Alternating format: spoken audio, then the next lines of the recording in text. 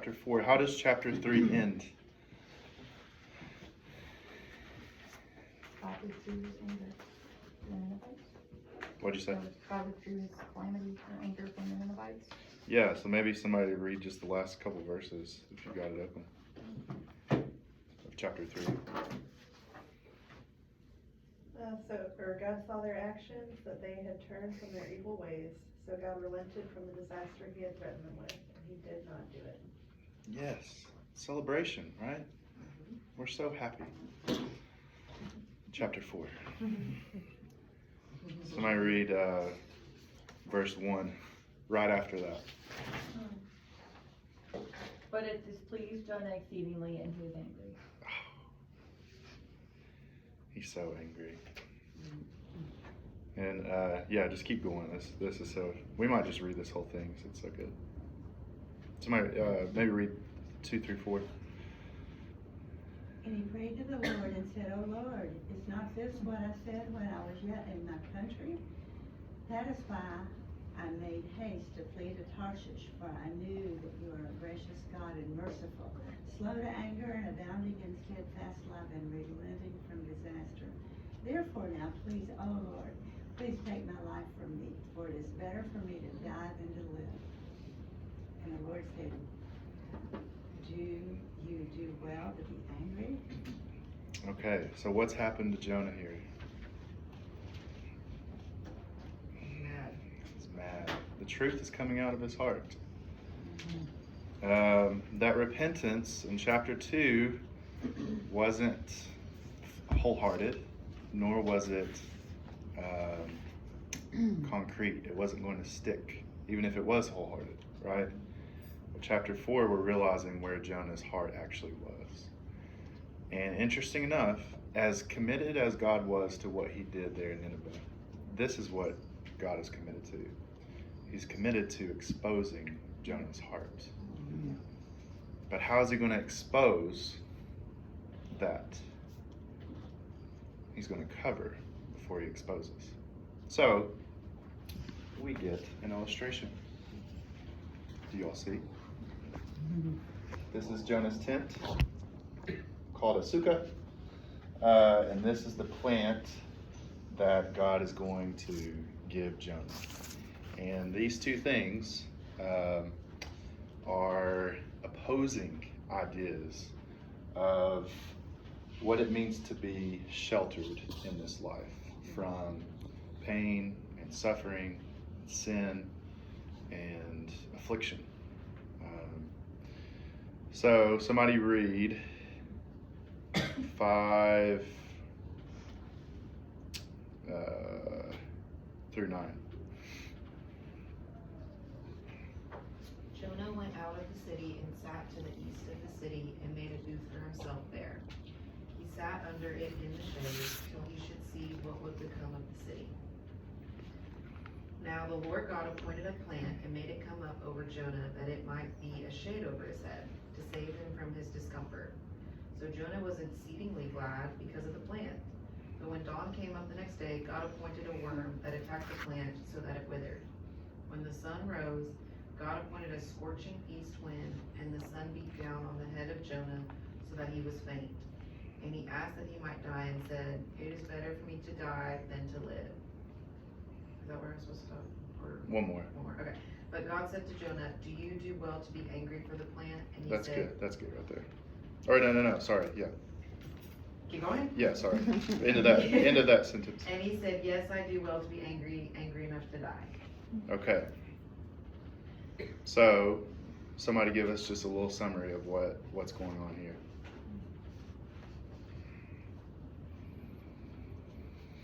God gave him something that made him happy and then took it away. Yes. Have you ever felt like that? God gave you something that made you happy, and then he took it away. And then, what has that, maybe dwell there for a second.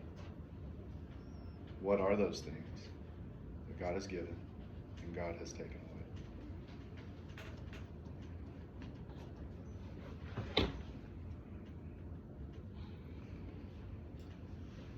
one interesting thing to think about, we said this is such a small book in stature, but it's so important for the whole story, is that this scenario right here is the paradigm of Israel. God gives his people something good. They abuse it, misuse it for their own selfish needs or ideas, or for their own selfishness. And then God takes it away. So Jerusalem and the land, the promised land, is like this. God gives it to them, gives them Jerusalem, the holy city, and then they begin to abuse that gift. They don't care for the widows. They don't care for the orphans. They start worshiping other gods. Men start taking, multiple wives. All of those types of things. God sends, God appoints something. Ironically, that something is going to be the Ninevites and the Assyrians, right? To take that away from them. They go into exile. In exile, in their suffering and affliction, they once again turn to the Lord, and then he restores them. That's the whole cycle of the Old Testament.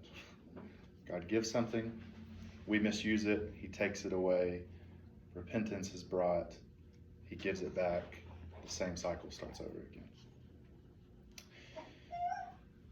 This also happens, of course, in Eden, right? He gives us a whole place of plants, a whole garden of plants to shade us and provide for us, to take care of us. And we misuse that, right? And he takes it away. Where does he send us out of Eden?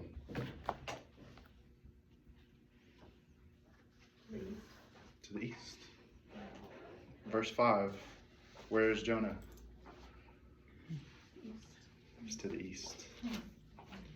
So, paradigm again. This isn't just for Israel. Eden is all of humanity, right? Adam and Eve, that represents all of us, both Jew and Gentile. And this is our cycle as well, is what I'm saying. It's not just Israel's cycle, it's our cycle as well.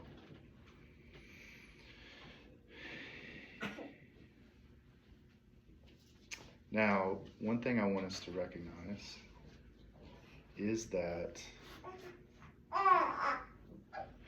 one thing to go back to that Eden story, we talked about last time I was here.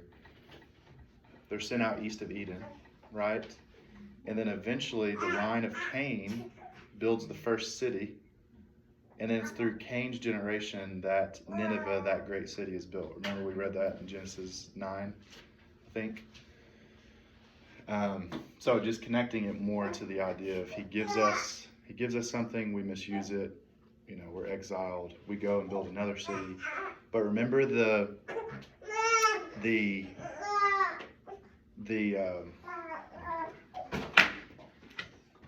Sorry. That would have been bad. So he sends us east, and we do evil things in the east. We build cities that multiply wickedness in the east, right? But going back to chapter 1, Jonah was sent from the promised land which way? Remember the map? Oh, you all are good at geography. He goes west to Tarshish, right? He flees. He was supposed to go which direction? East, there we go.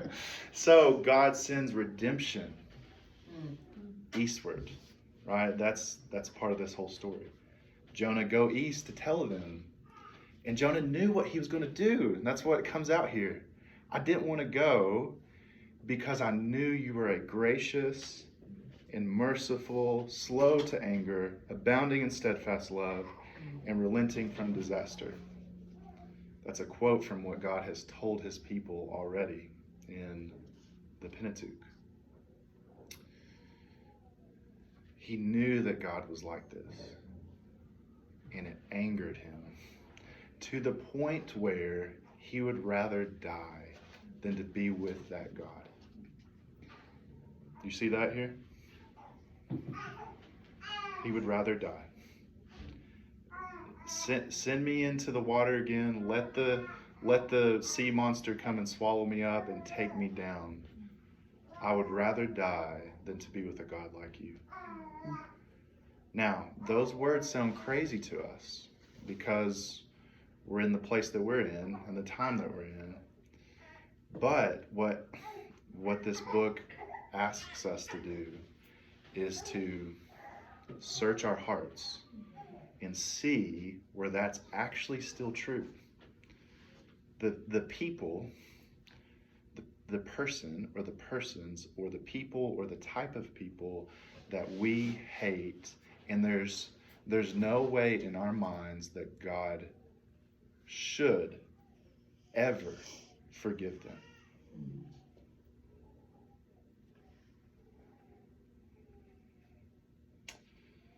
So Jonah is angry, and you're meant to see yourself in Jonah here. But there's a remarkable tenderness in the way in which God approaches Jonah in his anger and lack of compassion. Ungracious Jonah, the people that we would tend to dislike or hate the most, the people who have no compassion for anyone else, the ultimately or utterly self-righteous.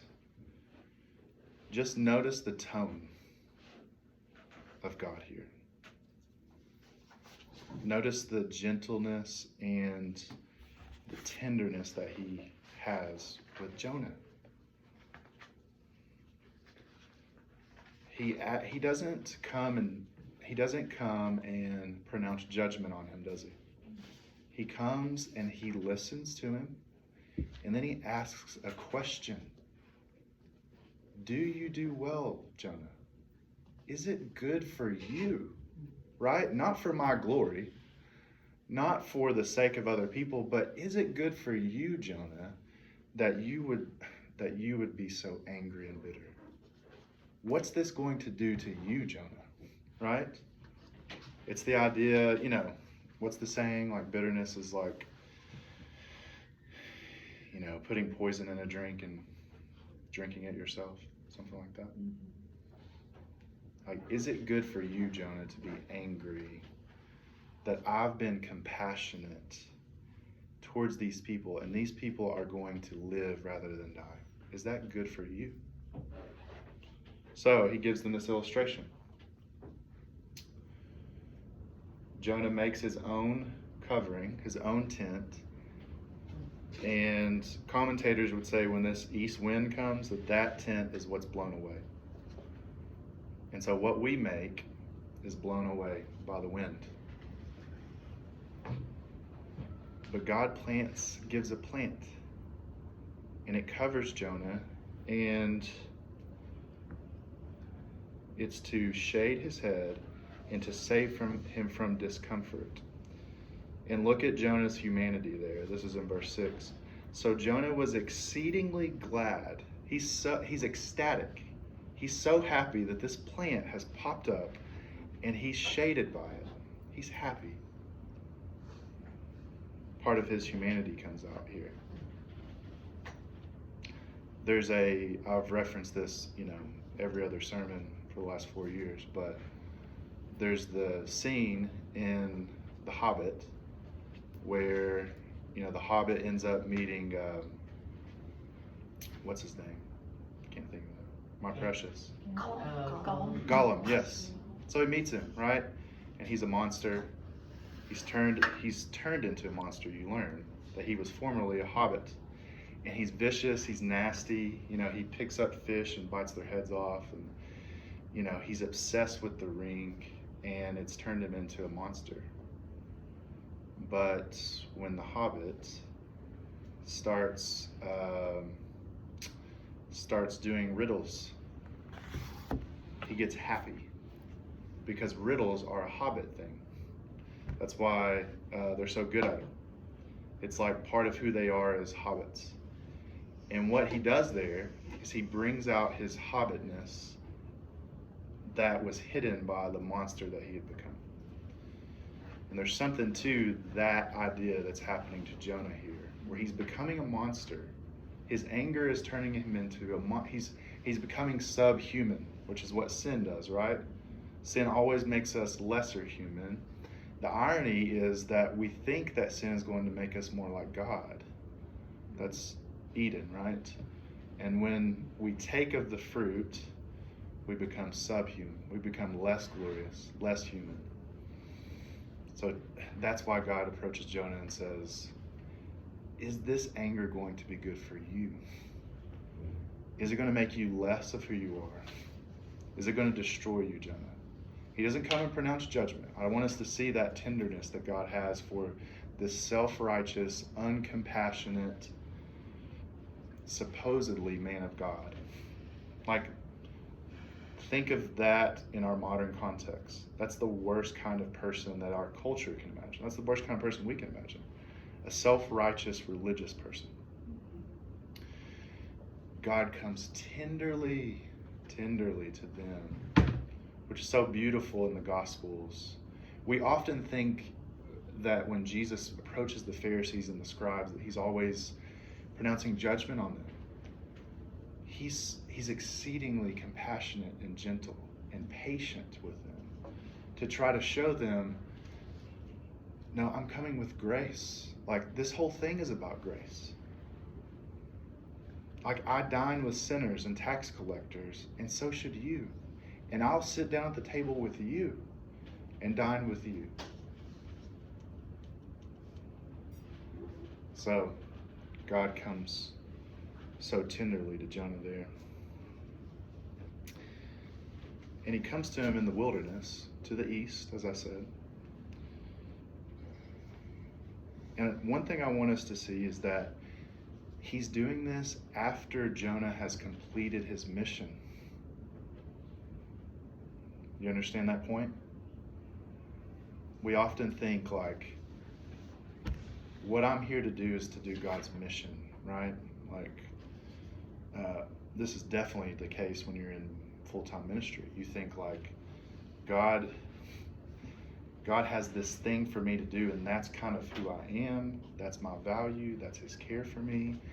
And notice, God moves on from that really quickly. This is after Jonah's mission is complete and final, and God is zoned in, locked in on Jonah himself. Jonah, this is about you and your heart. So think about that. Think about the fact that God cares for the whole world, as we're seeing here. That's part of one of the lessons that we get, like what you said, Janelle, about this is a blessing for the nations, and it's coming true.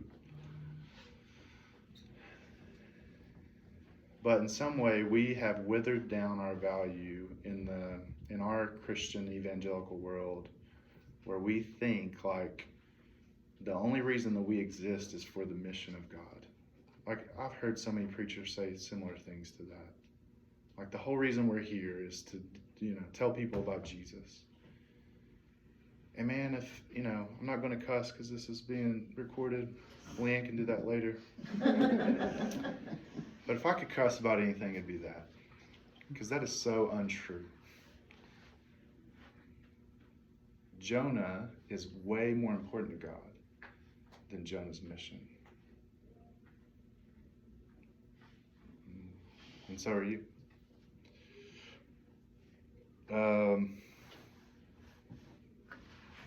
So, one thing we see in this chapter, but also in the book of Jonah, is that God's mercy is remarkable. Remarkable for our enemies, right? Jonah knew this is what was going to happen, and it did. His mercy is remarkable for our enemies.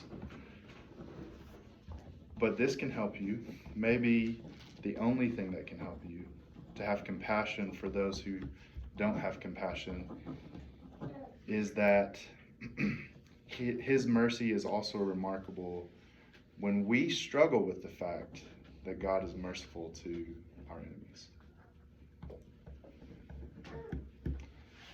So when our repentance is half-hearted, when our repentance is weak, when our faith is weak, when our compassion is not there, God still has mercy for us.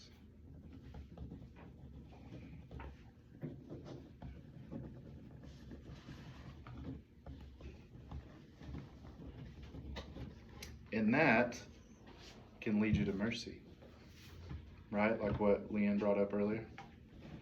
That's actually what's going to lead you to grace, to give grace. That's actually what's going to lead you to give mercy, is the fact that God gives you mercy and you grace when you don't deserve it even as much as the Ninevites.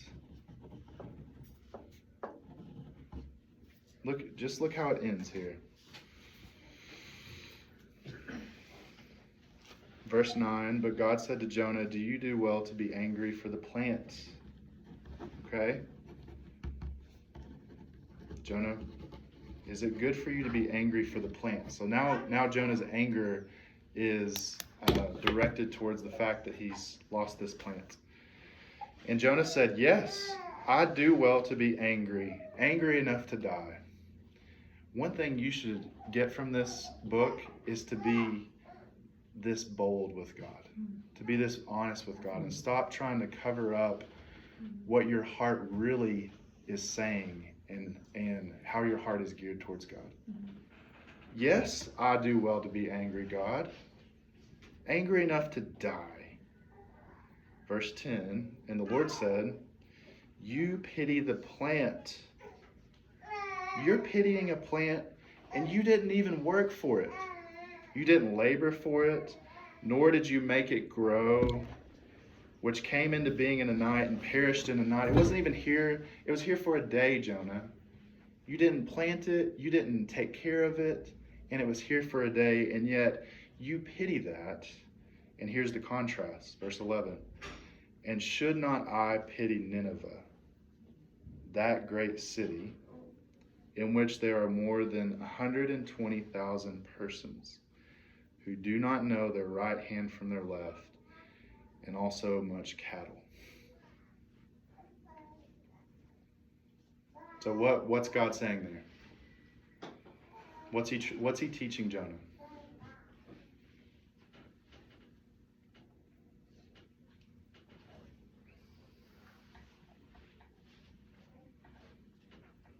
I think where he says, like, you didn't labor for this plant, you didn't make this, you didn't like plant the seed, you didn't water, you didn't do anything to make this plant grow, and you're upset about it.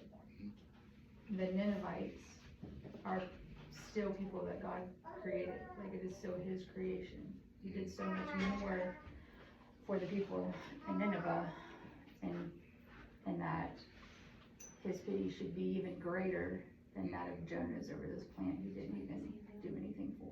Yes. Yes, that's right. I also feel like it's kind of like, oh, you're sad a plant died. It's like a plant.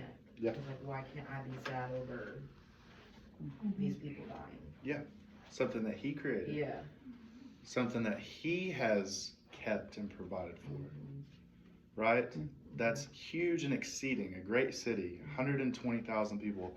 The actual language there says 12 times 10 times 1,000. Which why is 12 a significant number? Disciples, but also the tribes, right, of Israel. So he's saying that, Jonah, I have given so much to care for these people. These are image bearers of me, and they've existed for thousands of years. Why can you pity this plant and you won't allow me to pity these people? and then it stops. The whole freaking book stops there. Are you kidding me? There's no resolution. Why? Why do you think there's no resolution?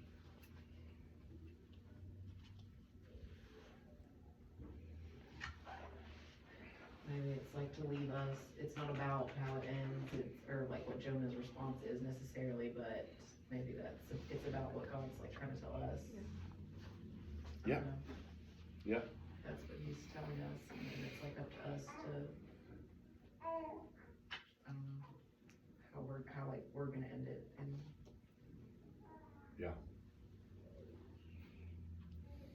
Maybe Jonah didn't have a good response and it wouldn't make a good ending. That's why I'm not here. Yeah. And it is mistake. It does almost kind of feel like a warning of, like, this is my prophet that I sent to do the same, and he didn't finish well. Like, or we don't know what happened, but it seems like he didn't finish very well. Maybe. Emma, you're the writer, say what you said again, I'm sorry. I just said maybe Jonah didn't have a good response and it wouldn't have made a good ending. Oh, gotcha. Does anyone remember the details of the parable that Jesus tells of the two sons? The prodigal son, right? What does the prodigal son do? He leaves and goes away, far away, to a faraway country. Flees, yeah, right? So we see Jonah there. But what does the other son do? He gets mad when his dad, well, in the end, he gets mad when his dad celebrates. Yes, his return, yes. and he gets jealous. So he's angry. Where is he when his dad goes to find him? You just guess. Probably in the east. He's out in the field. He's not in the house, right? But how does it end? How does the parable end? Doesn't his dad say like he was lost and I was like I don't know, it's the dad talking to him. Yeah. Yeah. Is there a conclusion or a resolution to the parable? Do you know how the older brother responds? No. So some people would say that Jesus created that parable based on the idea of Jonah.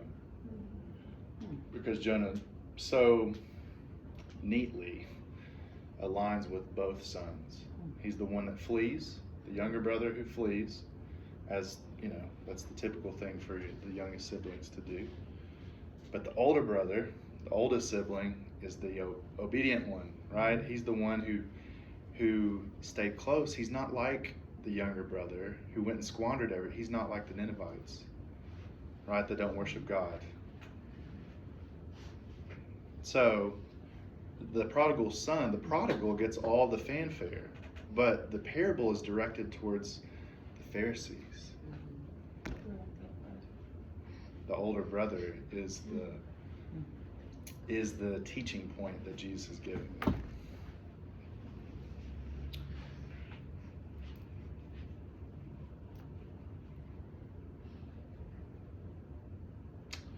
So, here, let me read this to you. We'll wrap up here. Psalm 121, thinking of the shade tree here. I think this is really beautiful. I lift up my eyes to the hills. From where does my help come? Help comes from the Lord who made heaven and earth. He will not let your foot be moved. He who keeps you will not slumber. Behold, he who keeps Israel will neither slumber nor sleep. The Lord is your keeper. The Lord is your what? Shade. Your shade on your right hand. The sun shall not strike you by day, nor the moon by night. The Lord will keep you from all evil. He will keep your life. The Lord will keep your going out and your coming in from this time forth and evermore. So that idea of self-made world that we run to, we try to construct shelters from suffering, pain, sin, affliction. we try to construct those things, and they're wobbly. They're built on sand, and they fall when the wind blows.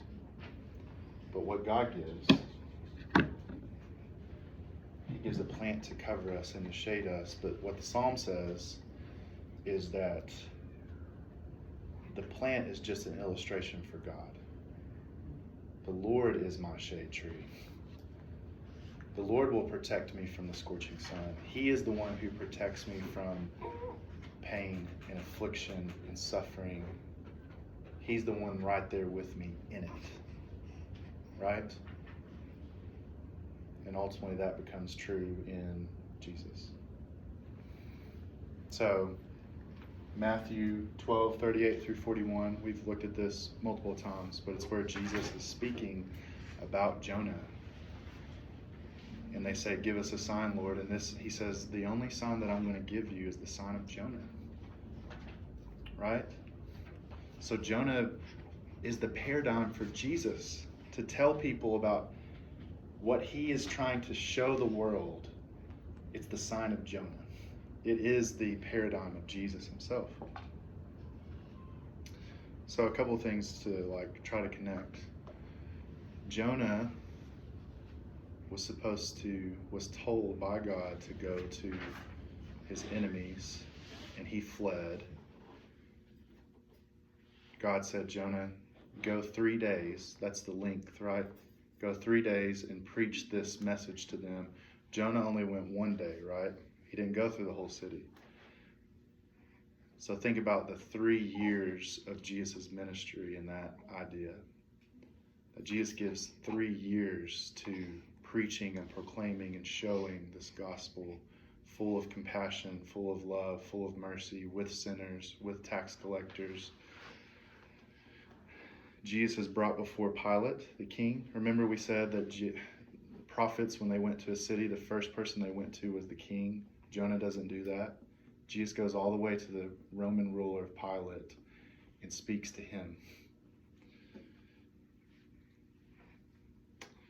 Jesus ultimately goes to the city of Jerusalem, which is the city of peace. Remember? We said Jonah's name means what? Like a dove, yes. So that symbol of peace, Jesus goes to the city of peace, Jerusalem, and he does all of this for them and for us.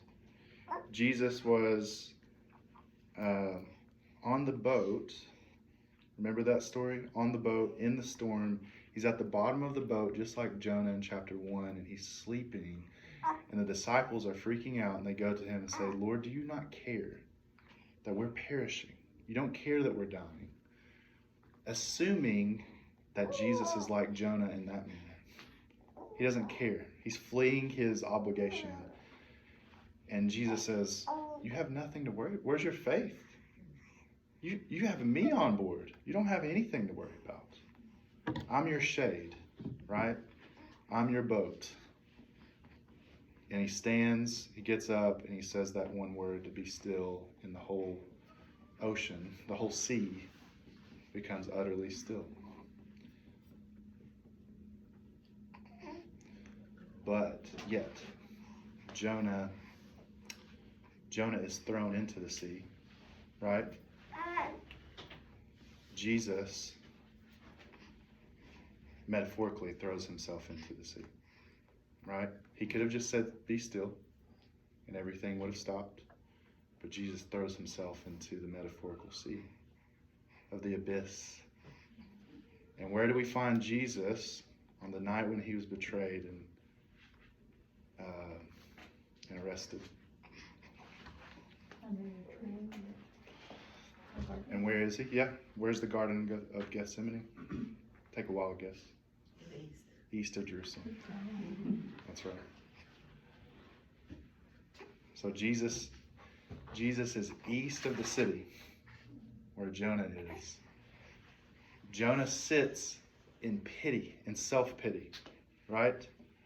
What happens to Jesus in the garden?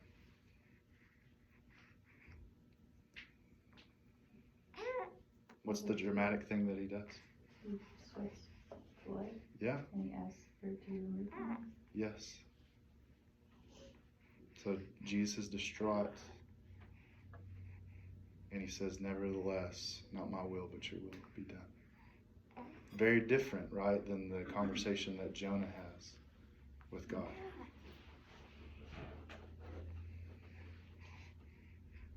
And then, of course, he gets thrown into the storm. Death swallows Jesus up. This is the sign of Jonah. And then death had to spit him back out. And then ultimately on the cross, Jesus did not have self-pity, but pity the way that God has pity for the Ninevites. His words being, Father, forgive them, for they know not what they do. They don't know their right hand from their left. They don't know how their right hand from their left. So, what's the last thing that Jesus says in Matthew 12? Something greater than Jonah is here. Isn't that beautiful? And then you get to the ultimate redemption, which is the plant, this idea that God is going to restore. Even it says, it's so funny how it ends. These people, 12,000 by 10,000, 12,000, or 12. 10,000. Yeah, you get it. You get it. Some math. Some math. This is Revelation 20 and 20, or 21 and 22 math, right? You see the 12. You see the 12 tribes. You see, 12 is a big number in Revelation. 144,000 is 12,000 times 12,000. And what do you see at the end? What's 21 and 22?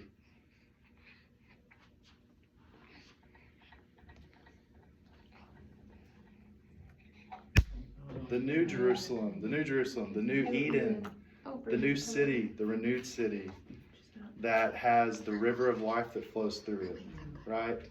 And the tree of life is there. And by its leaves, the nations, including the Assyrians, the nations will be healed. So what I'm showing you is just that the paradigm is so big here. It goes to the very end. It goes through Jesus, and that's so beautiful, all those details. But then it goes to the very end where a renewed city, a renewed garden, where all the nations have been brought in. All the nations are now blessed. And this picture, this story of Jonah gives us a picture of that. All right, let's end with this little poem. This book was written in the 60s. It's a book by this guy named John Thomas Carlyle. And it's titled You, Jonah. That's the whole book. And it's like dozens of poems about the book of Jonah. And Jonah stalked to his shaded seat and waited for God to come around to his way of thinking. And God is still waiting for a host of Jonahs in their comfortable houses to come around to his way of loving. All right. Any thoughts, questions?